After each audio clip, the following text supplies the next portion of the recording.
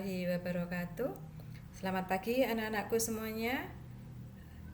Kalian semua dalam keadaan sehat ya. Ibu berharap kalian semua dalam keadaan sehat, baik dan selalu semangat dalam belajar.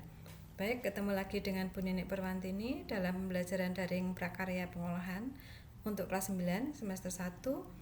Materi kita adalah masih melanjutkan materi minggu yang lalu, yaitu terkait dengan pengolahan bahan pangan hasil peternakan. Dan sekarang ini, minggu ini materi keempat ya anak-anakku ya. Baik, tujuan pembelajaran pada minggu keempat ini adalah nanti setelah selesai belajar diharapkan kalian dapat menyusun rancangan pengolahan makanan hasil peternakan. Nah, minggu yang lalu kalian sudah belajar bagaimana prosedur ataupun tahapan dalam mengolah makanan hasil peternakan ya nak ya.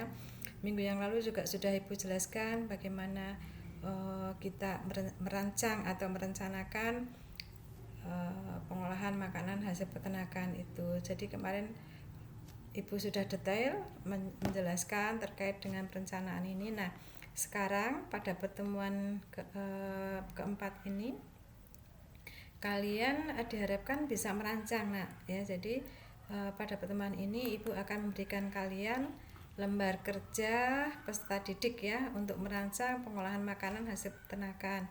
Nah, ini akan Ibu jelaskan contoh cara mengisinya. Nah, LKPD ini nanti akan Ibu kirimkan dalam Google Classroom kalian. Silahkan nanti kalian cermati dan kalian kerjakan. Nah, ini adalah contoh ya untuk mengisi LKPD ini. Anak-anak, tujuan tadi sudah dijelaskan bahwa setelah pembelajaran ini kalian dapat menyusun ya rancangan pengolahan makanan hasil peternakan dengan kalian mengisi LKPD ini. Nah, petunjuknya bagaimana? Bekerjalah secara mandiri dalam mengerjakan LKPD ini. Jadi anak-anak sekarang kan belajar daring di rumah ya. Anak-anak harus bisa mandiri ya dalam mengerjakan LKPD ini. Kemudian buatlah rancangan pengolahan makanan menggunakan format yang disediakan. Nah, ini Ibu akan memberikan format LKPD ini nanti melalui Google Classroom kalian untuk kalian kerjakan. Kemudian setelah selesai dikerjakan LKPD ini, nanti bisa kalian foto ya, kalian foto menggunakan cam scanner boleh, kemudian kirimkan melalui Google Classroom. Itu ya nak ya, seperti biasanya. Selanjutnya contoh pengisiannya anak-anak ya. Ini misalnya contoh mata pelajarannya prakarya, aspeknya pengolahan. Namanya Lavena Reswari, kelasnya 9A, nomor absen 15. Judul merancang pengolahan ayam crispy. Nah, karena ini yang dipilih resepnya yang kemarin kalian cari adalah membuat ayam crispy misalnya seperti itu, sehingga judulnya menyesuaikan. Kemudian identifikasi kebutuhan, kenapa kalian mengolah ayam crispy ya. Jadi kita lihat identifikasi kebutuhan itu, kita menganalisa kebutuhan pengolahan pangan berdasarkan kondisi lingkungan saat ini yang ada di lingkungan kalian. Misalnya untuk saat ini kalian diminta mempersiapkan lauk untuk menu makan siang keluarga. Nah, untuk membuat lauk menu makan siang ini ya anak-anak ya, dari kebutuhan ini kalian bisa menentukan ide gagasannya nanti kalian akan membuat apa, seperti itu ya nak ya. Nah, ide gagasan itu membuat rancangan pengolahan sesuai dengan hasil identifikasi kebutuhan. Tadi kebutuhannya membuat menu lauk ya untuk keluarga. Nah, sekarang idenya apa? Idenya yang akan dibuat dari daging ayam misalnya. Nah, jenisnya apa? Oh, ayam crispy. Kenapa ayam crispy? Alasannya apa? Karena sangat disukai oleh semua anggota keluarga dan bahan baku dari daging ayam mudah diperoleh gitu ya. Jadi ini hanya contoh. Kalau anak-anak nanti misalnya menentukan resep dengan jenis masakan yang lain, nah ini juga alasannya mungkin bisa menyesuaikan ya, kenapa kalian memilih sesuai pilihan kalian. Selanjutnya persiapan setelah menentukan jenis masakannya, kemudian tentukan bahan dan alat. Nah, untuk menentukan bahan dan alat ini kalian harus sudah mempersiapkan resepnya dahulu. Kalian sudah punya resep ya, tadi sudah ditentukan ayam crispy resepnya seperti apa. Nah, untuk itu harus dibuat persiapan, bahan yang diperlukannya apa, alat yang diperlukan apa, berapa jumlahnya dan sebagainya. Nah, untuk persiapan bahan dan alat ini kalian bisa mengisi tabel di sini anak-anak ya. Ini contoh tabel kebutuhan bahan dan rancangan anggaran belanja. Kalian mengisi tabel ini berdasarkan resep yang sudah kalian miliki. Nah, contohnya kalau ini kan tadi ayam crispy, jadi ada ayam potong, kemudian potong sesuai selera. Spesifikasi ayamnya seperti apa? Oh, ayam yang ukurannya sedang. Jumlahnya berapa? Satu apa? Satu ekor satuannya. Bisa satuannya itu kilogram ya, jadi tidak harus ekor. Kemudian harganya berapa? Ini harga. Oh, ayam itu kalau beli, ibu itu kalau beli harganya 70.000 satu potong yang ukuran sedang gitu ya. Nah, ini kemudian bahan yang lain, bawang putih dan sebagainya ya. Ini ada spesifikasinya seperti apa, jumlahnya berapa, satuan harga, jumlah dan sebagainya. Sehingga nanti dalam rancangan anggaran belanja ini semua bahan yang kalian tuliskan di sini, harganya juga dituliskan, nanti akan ketemu jumlah jumlah biaya yang akan kalian keluarkan ketika kalian akan mengolah suatu makanan ya. Seperti ini misalnya ayam crispy, jumlah untuk satu ekor ayam kita membutuhkan perkiraan harga ini ya, anggarannya ini Rp89.000. Nah, untuk kalian misalnya mau masak atau mengolah jenis masakan yang lain, tentu saja harganya tidak sama ya, karena ini kebutuhan bahannya juga berbeda. Selanjutnya alat anak-anak. Nah, alat persiapan alat ini bisa kita ketahui dari mana? Dari resep juga. Di resep itu kan ada cara membuatnya. Nah, ketika kalian membaca, mencermati cara membuatnya itu, di sana ada teknik-teknik pengolahan. Dari teknik itu kita akan tahu jenis alat-alat yang dibutuhkan, gitu ya. Yang biasanya alat yang pokok dibutuhkan itu adalah pisau, telenan ya, baskom plastik dan seterusnya. Jumlahnya berapa? Keterangan ini jenis bahannya, oh bahannya dari stainless steel, oh bahannya dari kayu.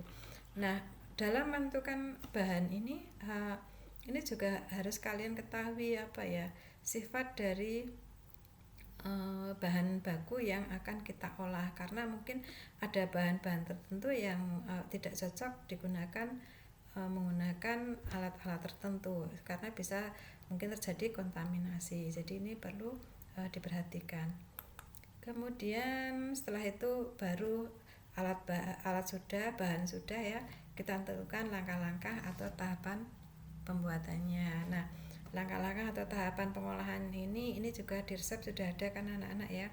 Di resep itu biasanya tulisannya cara membuat begitu ya, pertama apa, kedua apa dan seterusnya. Nah, ini akan mudah kalau kita misalnya menggunakan diagram alir ya anak-anak ya. Misalnya kita buat diagram alir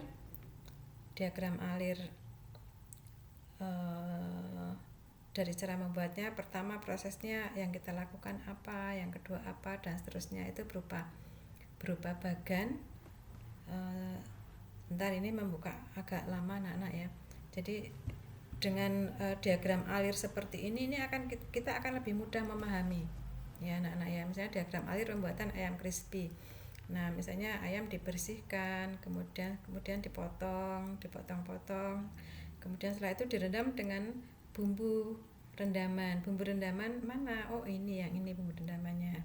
Setelah direndam selama semalam ya, dimasukkan ke kulkas ya, tentu saja ya. Kemudian lumuri ayam dengan tepung kanji. Kemudian celupkan ayam ke dalam air es. Nah, selanjutnya anak-anak kemudian